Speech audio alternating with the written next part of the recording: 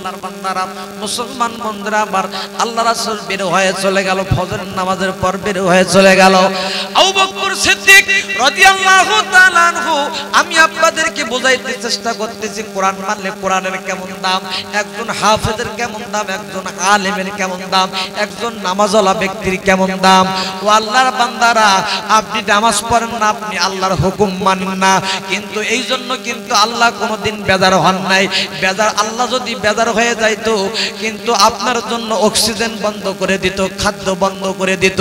আল্লাহ কোনোদিন রাগ হয়ে কোনোদিন আপনার জন্য খাদ্য বন্ধ করে দিল না, অক্সিজেন বন্ধ করে দিল না, আপনার জন্য পানি বন্ধ করে দিল না।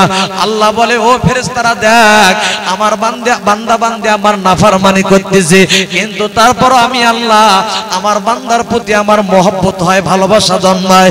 যদি তারা খালিস দিলে তারা তওবা করে নেবে, তুবু ইলাল্লাহি তাওবাতান নাসুহা, খালিস দিলে তারা তওবা করে নেবে।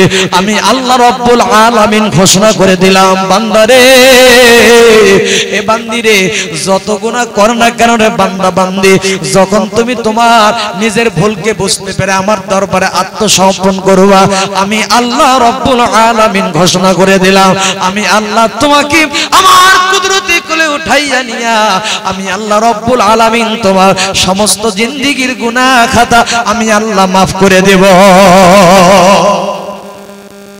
মুসলমান বন্ধুরা আমার, আল্লাহর বান্দারা, আল্লাহ রাসূল সাল্লাল্লাহু আলাইহি সাল্লাম আবু বকরকে যা বলতে, আবু বকর আজকে আমার সঙ্গে তোমাকে যাইতে হবে, সুবহানাল্লাহ বলেন। আবু বকর বলতেছে, ইয়া রাসূলুল্লাহ, আমি উপস্থিত রয়েছি, আমাকে নিয়ে চলেন। আবু বকর সিদ্দিক এমন খুশি যে আল্লাহ রাসূল আজকে কোনো সাহাবীকে ডাকে নাই, আমাকে একাই বলছে, সুবহানাল্লাহ বলেন। হাঁটি হাঁটি পা পা করে রওনা। মরুভূমি পথ, বালুকার সময় উত্তপ্ত গরম হয়ে গেছে, সূর্যের তাপে গরম হয়ে গেছে। আল্লাহর বান্দারা ও মুসলমান বন্ধুরা, হাঁটতে হাঁটতে হাঁটতে হাঁটতে আল্লাহ রাসূল এক পর্যায়ে পিপাসিত হয়ে গেল, ক্লান্ত হয়ে গেল। আবু বকরকে ডাকতে বলতে, আবু বকর দেখো তো কোনো পানি পাও নাকি, আমার পিপাসায় কলিজাটা ফেটে যাচ্ছে, কোথাও কোনো পানি পাও নাকি। আবু বকর সিদ্দিক রাদিয়াল্লাহু তাআলা আনহু সমস্তখানে তন্ন তন্ন করে খোঁজে, কোথাও কোনো পানি নাই। সাহাবীরা এমন নবীজিকে ভালোবাসতো, এমন মহব্বত করতো আল্লাহর বান্দারা। আল্লাহর বান্দারা হাঁটতে হাঁটতে ক্লান্ত হয়ে গেল। আবু বকর সিদ্দিক সমস্তখানে তন্ন তন্ন করে খোঁজে, কোথাও কোনো পানি নাই। আল্লাহ রাসূলকে এসে হাবাইতে হাবাইতে বলতে, নবী গো, কোথাও কোনো পানি পাইলাম না, আমি আপনাকে কি খাওয়াইয়া আমি আপনার কলিজাটা তৃপ্তি হবে বলবো না কেন? বলতে যে, ভাই ও আবু বকর, আমি তো আর হাঁটতে পারতেছি না, আমি তো ক্লান্ত হয়ে গেছি। আল্লাহর বান্দারা হাঁটি হাঁটি পা পা করে যেই মাত্র রওনা হওয়া শুরু করলো, এমন উত্তপ্তময় বালুকার সময় বালি গরম হয়ে গেছে, হাঁটতে পারে না, পায়ের মধ্যে ফসকা পড়ে যাচ্ছে। যাইতে যাইতে দেখতে পাচ্ছেন এক রাখাল যেন মেষ চারাচ্ছে, ছাগল বকরি চারাচ্ছে। সন্তানটা ছাগলগুলা ছাড়িয়ে দিয়ে, মেষগুলা ছাড়িয়ে দিয়ে, চরণভূমিতে ছাড়িয়ে দিয়ে, দড়িগুলা মাথার নিচে দিয়ে ঘুমিয়ে আছেন। আল্লাহ রাসূলের সাহাবী আবু বকর সিদ্দিক রাদিয়াল্লাহু তাআলা আনহু হযরতে মুহাম্মদ সাল্লাল্লাহু আলাইহি সাল্লামকে সঙ্গে করে নিয়ে যাইয়া যেই মাত্র ছোট্ট বালকটার সামনে দাঁড় হয়েছে, দাঁড় হওয়ার সঙ্গে সঙ্গে অমনি সন্তানটার ঘুম ভেঙে গেছে, চমকে উঠে বলে, কে পথিক দয় আপনারা? এত বিশাল দেহের লোক আপনারা কে? আপনারা দুইজন। আল্লাহ রাসূল বলার আগে ডাক দিয়ে বলতেছে, বালক তুমি কি চেনো না, ইনি হচ্ছেন আখিরি জামানার পয়গম্বর জনাবে মুহাম্মদ রাসূলুল্লাহ সাল্লাল্লাহু আলাইহি সাল্লাম। জোরে জোরে বলেন সুবহানাল্লাহ।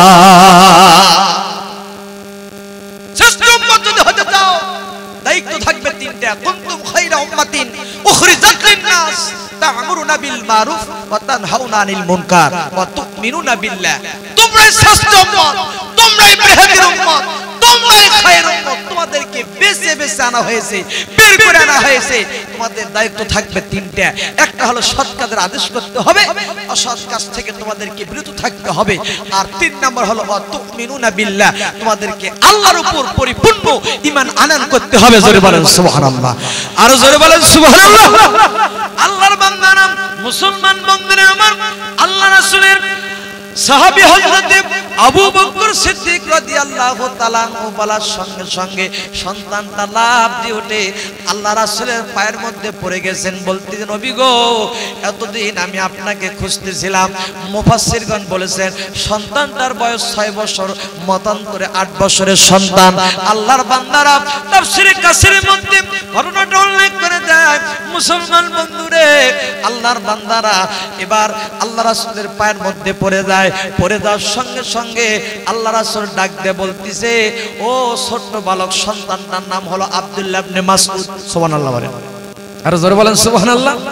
রইসুল মুফাসসির ছিলেন, রইসুল মুফাসসির ছিলেন আল্লাহর বান্দারা ও বন্ধুরা আমার, সম্মানিত ভাইরা আমার, যেই মাত্র বলছে বলার সঙ্গে সঙ্গে নবীর পায়ের মধ্যে পড়ে যা বলে, নবী গো এতদিন আমি আপনাকে খুঁজেছি, আপনাকে পাওয়ার জন্য, এই ছোট্ট বয়সে আমি আপনাকে পাওয়ার জন্য উকবা ইবনে মুহিতের বাড়িতে আমি গোলামি করতেছি, এই ছাগলগুলা চড়াচ্ছি, না জানি আপনি এই পথ ধরে কখন চলে যাবেন, আপনার শুনে আমার দিদার হয়ে যাবে। জোরে জোরে বলেন সুবহানাল্লাহ। আল্লাহর বান্দারা, মুসলমান বন্ধুরে, নবী প্রেমিক, নবীর প্রেম যাদের অন্তরের মধ্যে থাকবে, ভালোবাসা থাকবে, আতিউল্লাহ ওয়া আতির রাসূল। বন্ধুরে, আল্লাহ এবং আল্লাহ রাসূলের অনুগত্য অনুসরণ করতে হবে। ও মুসলমান বন্ধুরা আমার, আল্লাহ রাসূল ডাকতে বলে, ও সাহাবী, ও আমার ছোট্ট বালক সন্তান, তুমি শুনে রাখো, তুমি কি পারবানি? আমি এত পিপাসিত হয়ে গেছি, যদি একটু তুমি আমাকে একটা বকরির বাচ্চা যদি তুমি আমাকে দিতা, বকরি ছিলেন না, বকরি, ছাগল, বকরি যদি একটা আমাকে দিতা, তখন করে আমি আমার পিপাসা নিবারণ করতাম। বলার সঙ্গে সঙ্গে আব্দুল্লাহ ইবনে মাসউদ রাদিয়াল্লাহু তাআলা ডাক দিয়ে বলে, নবী গো আমি তো আপনাকে দিতে পারতাম, কিন্তু এগুলার আমানতদার হচ্ছে আমি উকবা ইবনে মুহিতের বাড়িতে আমি গোলামি করি, কাফেরের বাড়িতে আমি গোলামি করি, আমি তার এগুলার আমানতদার, কিভাবে আমি তার অনুমতি ছাড়া আপনাকে দিতে পারি? এই মাত্র বলার সঙ্গে সঙ্গে আল্লাহ রাসূলের মনে মনে একটা মেসেজ রেডি করে আল্লাহর দরবারে পাঠিয়ে দেয়, আল্লাহ এত ছোট্ট সন্তান কেমন একটা আমানতদারির কথা বললেন, আল্লাহ রব্বুল আলামিন মেহেরবানি করে আল্লাহ এই সন্তানটাকে তুমি আমার সাহাবী হিসাবে কবুল করো। ছোট্ট মেসেজ রেডি করে পাঠিয়ে দেয়। আল্লাহর বান্দারা উকবা ইবনে মুহিতের বাড়িতে দৌড় দিয়ে চলে যায়। আব্দুল্লাহ ইবনে মাসউদ চলে যাওয়ার পর ডাক দিয়ে বলে, উকবা ইবনে মুহিত, আপনার কাছে আমার একটা রিকোয়েস্ট। বলতে যে কি রিকোয়েস্ট? বলে আমি একটা আপনার বকরি আমি একটা নিতে চাই। এক দুইজন পথিক আসছে, তারা পিপাসা নিবারণ করবে, দুধ দহন করে। বলে ঠিক আছে যাও, আমি তোমাকে অনুমতি দিয়ে দিলাম। দুধ দিয়ে সে ডাক দিয়ে বলে, নবী গো এখান থেকে এত শত শত ছাগল আছে, বকরি আছে, যেটা ইচ্ছা আপনি সেটা নিয়ে দুধ দহন করে আপনি আপনার পিপাসা নিবারণ করেন। আল্লাহর বান্দারা, আল্লাহ রাসূল সাল্লাল্লাহু আলাইহি সাল্লাম আব্দুল্লাহ ইবনে মাসউদকে ডাক দিয়ে বলে, আব্দুল্লাহ ইবনে মাসউদ, যেটা থেকে এখনো পর্যন্ত বাচ্চা হয় নাই এমন একটা কচি ছাগলের বাচ্চা আমাকে দাও। ছোট্ট একটা বাচ্চা নিয়ে এসে আল্লাহ রাসূলের হাতের মধ্যে যেই মাত্র দিল, পেস্তনের উপর যখন হাত রেখে আল্লাহ রব্বুল আলামিনের দরবারে দোয়া করলো, করার সঙ্গে সঙ্গে দেখতে পাচ্ছেন এই কচি ছাগলের পাট দিয়ে অসংখ্য দুধ যেন পড়া শুরু হয়ে গেছে। আল্লাহ রাসূল খালেন, আবু বকর খালেন, আব্দুল্লাহ ইবনে মাসউদকে বলতে, আব্দুল্লাহ ইবনে মাসউদ তুমি একটু খাও গো। সুবহানাল্লাহ বলে। আব্দুল্লাহ ইবনে মাসউদ দুধের পেয়ালা হাতে নিয়ে বলতেছে, ইস এটা তো কোনো সাধারণ মানুষের কাজ হতে পারে না। আব্দুল্লাহ ইবনে মাসউদ দুধের পেয়ালা ফেলে দিয়ে আল্লাহ রাসূলের কদমের মধ্যে হাত রেখে বলে, নবী গো আমি আর আজকে আপনার কদম ছাড়তেছি না, আমাকে কালেমা পড়ে দেন, ঈমান নামের দৌলত আমার কলিজার মধ্যে উঠিয়ে দেন। আল্লাহ রাসূল সাল্লাল্লাহু আলাইহি সাল্লাম ঈমান নামের দৌলত যখন কলিজার মধ্যে উঠিয়ে দিল, উঠিয়ে দিয়া আব্দুল্লাহ ইবনে মাসউদকে রেখে যখন বাড়ির দিকে রওনা হলো, গলা কাটা মুরগি যেমন জমিনের মধ্যে ছেড়ে দিলে লাফালাফি করে, আব্দুল্লাহ ইবনে মাসউদকে রেখে যখন আল্লাহ রাসূল চলে আসলো, আব্দুল্লাহ ইবনে মাসউদ লাফালাফি শুরু করে দিল। মুফাসসিরগণ বলেছিলেন আব্দুল্লাহ ইবনে মাসউদের মুখের মধ্যে আল্লাহ রাসূল একটু থুতু দিয়েছিল, এইজন্য আব্দুল্লাহ ইবনে মাসউদের কণ্ঠস্বর ভালো ছিল, ফরস্ত মুখস্থ ভালো ছিল, ব্রেন বুদ্ধি ভালো ছিল। আল্লাহ রাসূল সাল্লাল্লাহু আলাইহি সাল্লাম সাহাবীদেরকে নিয়ে পরামর্শ করতেছিলেন। এমন সময় আল্লাহ রাসূলের দরবারে কথাটা আমার আগেই বলা দরকার ছিল। ও বন্ধুরে, আগেরটা পর হয়ে গেল, যাই হোক। আল্লাহর বান্দারা, মুসলমান বন্ধুরে, আল্লাহর বান্দারা আল্লাহ রাসূল সাহাবীদেরকে নিয়ে পরামর্শ করতেছিলেন। এমন অবস্থায় আল্লাহর ফেরেশতা হযরত জিবরাইল আলাইহিস সালাম একখানা সূরা নিয়ে এসে আল্লাহ রাসূলের দরবারে দিয়ে দিল। নবী গো, এই সূরাটা আপনি তেলাওয়াত করে সমস্ত সাহাবীদের মাঝে আপনি তেলাওয়াত করে শুনিয়ে দেন। যে সূরাটার নাম হচ্ছে, একটু আগে আমি তেলাওয়াত করেছিলাম, সূরাটার নাম হচ্ছে সূরা আর রহমান। আল্লাহর বান্দারা আল্লাহ রাসূল সাহাবীদের মাঝে একবার তেলাওয়াত করলেন, দুইবার তেলাওয়াত করলেন, তিনবার যেই মাত্র তেলাওয়াত করলেন, করার সঙ্গে সঙ্গে আব্দুল্লাহ ইবনে মাসউদ ওই দরবারে উপস্থিত ছিলেন। আব্দুল্লাহ ইবনে মাসউদ লাফ দিয়ে উঠে ডাক দিয়ে বলে, নবীজি আর একটা বার আপনি তেলাওয়াত করেন, আর একটা বার আপনি তেলাওয়াত করলে সূরা আর রহমান আমার সম্পূর্ণটাই আমার মুখস্থ হয়ে যাবে। আল্লাহু আকবার। আল্লাহর বান্দারা নবীজি আরেকবার তেলাওয়াত করলেন। তেলাওয়াত করার পর আল্লাহ রাসূল ঘোষণা করে দিলেন, কোন সাহাবী আছো তোমরা দাঁড়িয়ে যাও, দাঁড়িয়ে যাও। ওই যে মক্কার উপদ্বীপে কালামুল্লাহ শরীফ তেলাওয়াত করে, সূরা রহমান তেলাওয়াত করে কাফের বেঈমানদের মস্তিষ্ক তোমরা বিগড়িয়ে দিবে। কোন সাহাবী আছো? কোন সাহাবী দাঁড়ায় না। ছোট্ট মানুষ আব্দুল্লাহ ইবনে মাসউদ লাফ দিয়ে উঠে ডাক দিয়ে বলে, লাব্বাইক ইয়া রাসূলুল্লাহ, আমি উপস্থিত রয়েছি। আপনি যদি অনুমতি দিয়ে দেন তাহলে আমি কিন্তু আব্দুল্লাহ ইবনে মাসউদ সূরা রহমান তেলাওয়াত করব। মক্কার উপদ্বীপে সূরা রহমান তেলাওয়াত করে কাফের বেঈমানদের মস্তিষ্ক আমি বিগড়িয়ে দেব। বলে, না রে বাবা না, সাহাবী তুমি ছোট্ট সাহাবী, আমার বয়স তোমার কম। আমি এমন একটা সাহাবীকে পাঠাইতে চাচ্ছি, যদি কোনো যুদ্ধ লেগে যায়, অত্যন্ত যদি যুদ্ধ লেগে যায়, এমন যদি হতে পারে যুদ্ধ করে খানিকক্ষণ টিকে থাকতে পারে, এমন একটা সাহাবীকে আমি পাঠাইতে চাই। তুমি পারবা না, নাই তোমার বংশমর্যাদা, নাই তোমার শরীরের মধ্যে শক্তি, তোমার উচ্চতা নাই, তুমি ছোট মানুষ, পারবা না, পারবা না। দ্বিতীয়বার আবার ডাক দিয়ে বলে, কোন সাহাবী আছো দাঁড়িয়ে যাও। কেউ দাঁড়ায় না। আল্লাহর বান্দা ছোট মানুষ আব্দুল্লাহ ইবনে মাসউদ দাঁড়িয়ে যায়, লাব্বাইক ইয়া রাসূলুল্লাহ, আমি চলে যাব, আমাকে আপনি অনুমতি দিয়ে দেন। বলে, না বাবা না, পারবা না, তুমি আবার বসো। বন্ধুরে, আবার তৃতীয়বারের মতো ডাক দেয়া বলে, কোন সাহাবী আছো দাঁড়িয়ে যাও। এবার আব্দুল্লাহ ইবনে মাসউদের দুই চোখ দিয়ে পানি ঝরঝর করে পড়তেছে, গোমরা কান্দন, চোখ দুটা আপ ডাউন করতেছে। আল্লাহ না জানি এবার দাঁড়িয়ে গেলে আল্লাহ রাসূল যেন কি বলে। মনের মধ্যে সাহস নিয়ে ডাক দিয়ে বলে, নবীজি, নবী গো,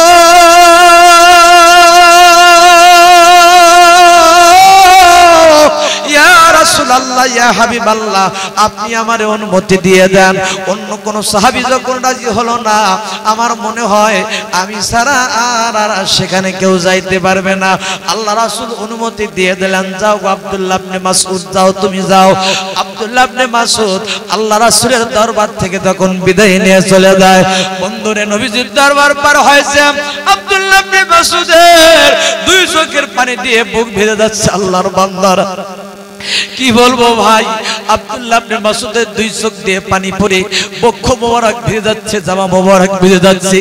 নবীকে ডাক দিয়ে বলে, নবীজি বিদায় দেন, বিদায় দেন, না জানি আর দেখা হবে কিনা জানি না। আল্লাহর নবী বলে, আব্দুল্লাহ ইবনে মাসউদ রে, কেন তুমি কান্দো? আগে তো তোমাকে বলেছিলাম না তুমি পারবা না, এখন কেন তুমি কান্দো বেটা, কেন তুমি কান্দো? আব্দুল্লাহ ইবনে মাসউদ ডাক দিয়ে বলে, নবীজি আমি তো আপনার দরবার ছেড়ে চলে যাচ্ছি, ছোট্ট মানুষ, না জানি আপনার দরবারে আমি আসতে পারবো কিনা জানি না। এই জন্য দুই চোখের পানি আপনার দরবারে আমি ফেলে যেতে চাই। আমার এই দুই চোখের পানি কিয়ামতের ময়দানে না জানি আমার হেদায়েতের জরিয়া আমার জন্য হয়ে যাবে। আল্লাহর বান্দারা আব্দুল্লাহ ইবনে মাসউদ সূরা রহমান তেলাওয়াত করার জন্য যখন চলে যায় মক্কার উপদ্বীপে, আল্লাহর বান্দারা মক্কার উপদ্বীপে উঠে এবার যখন শুরু করে দিল সূরা রহমান তেলাওয়াত করা শুরু করে দিল, পাঠ করতেছে পাঠ করতে করতে মারাদাল বাহর يتكيان بينهما برزخ لا يبغيان فبأي آلاء ربكما تكذبان الله أكبر আল্লাহর বান্দারা এবার তেলাওয়াত করা শুরু করতেছে একজন দুইজন তিনজন চারজন পাঁচজন শতে শতে কাফের বেঈমানরা তাক লেগে শুনতেছে এত সুন্দর ফুটফুটে চেহারার সন্তান কি সুন্দর মধুর কণ্ঠে সূরা আর রহমান যেন তেলাওয়াত করতেছে আবু জেহেল আগে বলেছিল খবরদার মুহাম্মাদের উপর যে কিতাব নাযিল হয়েছে তোমরা মুহাম্মাদের কিতাবে মুহাম্মাদের কালাম আল্লাহর কালাম মুহাম্মাদের উপর নাজিল হয়েছে খবরদার খবরদার কেউ শুনবা না শুনলে কিন্তু গদ্দানের মধ্যে কাল্লা থাকবে না একজন দুইজন এসে শত শত কাফের বেঈমান শোনা শুরু করে দিল আবু জেহেল সংবাদ শুনল আবু জেহেল দূর দিয়ে এসে দেখতে পাচ্ছি জিনিস এত সুন্দর ফুটফুটে চেহারার সন্তান ও মক্কার উপদ্বীপে সেই উপদ্বীপে এত ছোট্ট একটা সন্তান ওই সূরার মধ্যে দাঁড় হয়ে সূরা রহমান তেলাওয়াত করতে এত সুন্দর একটা যুবক আবু জেহেল যে ঘোষণা দিয়েছিল আবু জেহেলের নিজেরই খেয়াল নাই যে গদ্দান চলে যাবে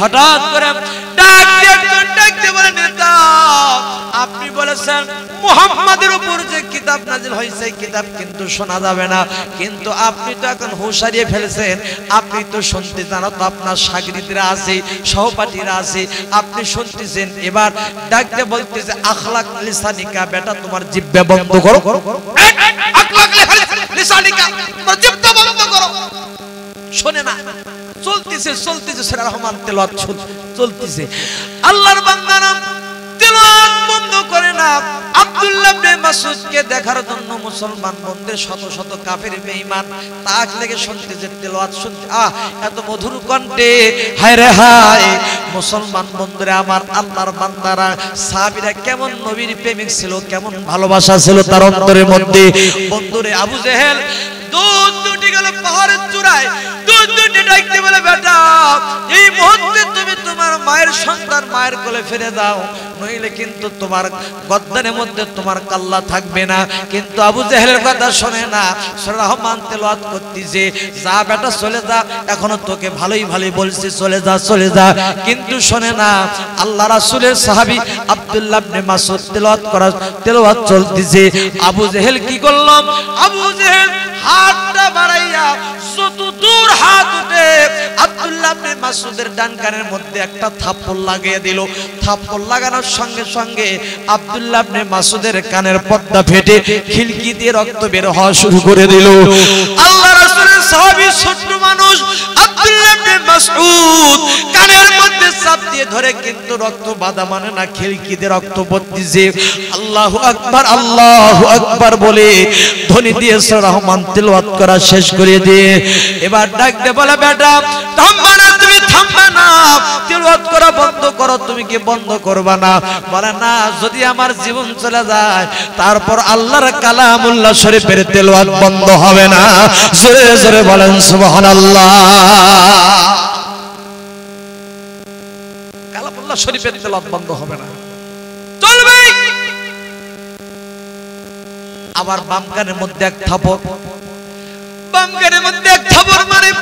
মারার সঙ্গে সঙ্গে বাম কানের পর্দাটাও ফেটে খিলকিতে রক্ত বের হওয়া শুরু করে দেয় আব্দুল্লাহ ইবনে মাসউদ দুই কানের মধ্যে হাত লাগিয়া নবীজি নবী বলে চিৎকার দেওয়া শুরু করে দেয় ডাকতে বলে আল্লাহ কি ডাকতে বলে আল্লাহ রব্বুল আলামিন আজকের আকাশ সাক্ষী জমিন সাক্ষী বাতাস সাক্ষী আল্লাহ আমি আল্লাহ আপনার কালামুল্লাহ শরীফ আমি তেলাওয়াত করতে যাইয়া যদি আমি আব্দুল্লাহ ইবনে মাসউদের জীবন চলে যেত শহীদের মর্যাদা লাভ করতাম আল্লাহ রব্বুল আলামিন তারপর আমি কালামুল্লাহ শরীফের তেলাওয়াত আমি বন্ধ করি নাই আল্লাহ আমাকে নবীর দরবারে পৌঁছে দাও আল্লাহ দুই কানের মধ্যে হাত লাগায়া রক্তে রঞ্জিত হয়ে গেছে সমস্ত জামা কাপড় লাল হয়ে গেছে আব্দুল্লাহ ইবনে মাসউদ রক্তে রঞ্জিত হয়ে গেছে কিন্তু তারপর দুই কানের মধ্যে হাত লাগাইয়া আল্লাহ রাসূলের দরবারে যখন চলে যাচ্ছি। আব্দুল্লাহ ইবনে মাসউদকে যখন আবু জেহেল থাপ্পড় লাগিয়ে দিয়েছে, আল্লাহ রাসূলের কলিজার মধ্যে ধরধর করে উঠছে। আল্লাহ নবীজি আমার থমকে জমিনের মধ্যে বসে গেছে। আল্লাহ না জানি ছোট্ট আমার সাহাবী আব্দুল্লাহ ইবনে মাসউদের কি অবস্থা হয়ে যায়, আল্লাহ না জানি আবু জেহেল কোন হালত করলো। এবার আল্লাহ রাসূল আসতেছে, আব্দুল্লাহ ইবনে মাসউদ নবীজির দরবারের দিকে আগাচ্ছে।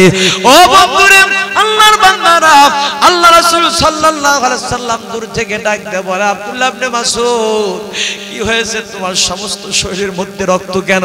বুঝতে পারি না কি হয়েছে। আব্দুল্লাহ ইবনে মাসউদ ডাক দিয়ে বলতেছে, নবী গো আপনি কি বলতেছেন? শুধু ঠোঁট নাড়া আমি বুঝতে পারতেছি, আমি আপনার কথা আমি শুনতে পারতেছি না। আবু জেহেল কানের মধ্যে থাপ্পড় দিয়ে দুই কানের পর্দা আমাকে ফাটিয়ে দিয়েছে, আমি শুনতে পারি না। আল্লাহ রাসূল কান্দে, আল্লাহ রাসূলের সাহাবী কান্দে। এমন সময় তাকদীর বিভাগের ফেরেশতারা এসে মুস্কি মুস্কি হাসতেছে। আল্লাহ রাসূল বলে, ফেরেশতারা আমি খুশি হতে পারলাম না, তার কারণ যেখানে আল্লাহ রাসূল কান্দে, যেখানে আল্লাহ রাসূলের সাহাবী কান্দে, আর তোমরা তাকদীর বিভাগের ফেরেশতারা তোমরা কেন হাসতেছে বুঝতে পারলাম না। ঘটনাটা আমার কাছে ভালো লাগলো না। তাকদীর বিভাগের ফেরেশতারা বলে, নবীজি খবরদার খবরদার, বদদুয়া আমাদেরকে করবেন না। বদদুয়া করলে আমরা কিন্তু ধ্বংস হয়ে যাব। আমরা তাকদীর বিভাগের ফেরেশতা, আমরা তাকদীর নিয়ে নাড়াচাড়া করি। আমাদের এমন একটা বিষয়ে জানা আছে, সেই বিষয়টা দেখে আমরা মুস্কি মুস্কি হাসতেছি। আমাদের এমন একটা বিষয় জানা আছে, একদিন আব্দুল্লাহ ইবনে মাসউদ ওই আবু জেহেলের কানের পর্দা ফেটে দিয়ে আবু জেহেলের কাল্লা আপনার দরবারে হাজির করবে। খারাপ লাগতেছে ভাই? খারাপ লাগতেছে? আল্লাহর বান্দারা পিছনে জায়গা হচ্ছে না বন্ধু। আল্লাহর বান্দারা একটু ফাঁক ফাঁক দেখে একটু বসে পড়েন। মুসলমান বন্ধুরা আমার, আল্লাহর বান্দারা আমার দিকে তাকান। মুসলমান বন্ধুরা আমার, সম্মানিত ভাইরা আমার, ও বন্ধুরে ভেরি ভেরি ইম্পর্টেন্ট। আল্লাহ পাক বলছেন, দি human being is the best creation of Allah. He is rational animals, every rational animals has an in life. জোরে বলেন মারহাবা। সৃষ্টিকে মানুষ সস্তা ভেবে পূজা মণ্ডপে নিয়ে ভক্তি জানাতো সবাই মিলে স্বয়ং ঘরে গিয়ে। ভ্রান্ত পথের মানুষগুলোকে কি ভাঙালো ভুল, সে তো অন্য কেহ নাই কো ধারায় মুহাম্মদ রাসূল। ফেরেশতারা উড়াল দিয়ে চলে যায়। বন্ধুরে, যেহেতু সামনে রমজান, 17 রমজানে যখন বদরের ময়দানে বদরের যুদ্ধ শুরু হয়ে গেল, বদরের যুদ্ধ শুরু হয়ে গেল, মুসলমান বন্ধুরা আমার, আল্লাহর বান্দারা আব্দুর রহমান বিন আউফ শাস্তিছে যুদ্ধ সাধ্যম নিয়ে শাস্তিছে যুদ্ধে চলে যাবে, বদরের ময়দানে চলে যাবে। দুইটা ছোট্ট ছোট্ট সন্তান, মজার মুআজ নাম ছিল। মজার মুআজ এসে ডাকতে বলতেছে, ও আব্দুর রহমান বিন আউফ, আপনি তো চলে যাবেন বদরের ময়দানে। আমরা নবীজির শত্রু ছিল, যার নাম ছিল আবু জেহেল। আবু জেহেলকে দূর থেকে একটু দেখায়া দিবেন, আমরা দুই ভাই তাকে মেরে ফেলবো। বলেন, না রে বাবা না, তোমরা তো ছোট্ট মানুষ, তোমাদের শরীরের মধ্যে কোনো শক্তি নেই। আবু জেহেল যদি একটা থাপ্পড় মারে তোমরা গড়তে যাবা। না না, তোমরা পারবা না।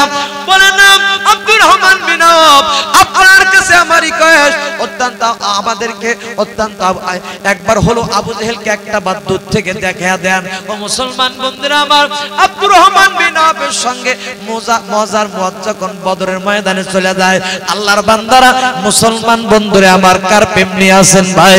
কার ভালোবাসায় পড়ে আছেন? আল্লাহর বান্দারা প্রেম করতে হবে নবীর সঙ্গে, প্রেম করতে হবে আল্লাহর সঙ্গে, প্রেম করতে হবে কোরআনের সঙ্গে, প্রেম করতে হবে হাদিসের সঙ্গে। আল্লাহর বান্দারা আব্দুর রহমান বিন বলতে যে বেটা মজার মুআজ, ওই যে আবু জেহেল বদরের ময়দানে তার হয়ে আছে। যেই বলছে বলার সঙ্গে সঙ্গে এই ছোট্ট মানুষ মজার মুআজ দুই ভাই ক্ষুধার্ত বাঘ যেমন বকরির উপর ঝাঁপিয়ে পড়ে, দুই ভাই যে আবু জেহেলের উপর ঝাঁপিয়ে পড়লো।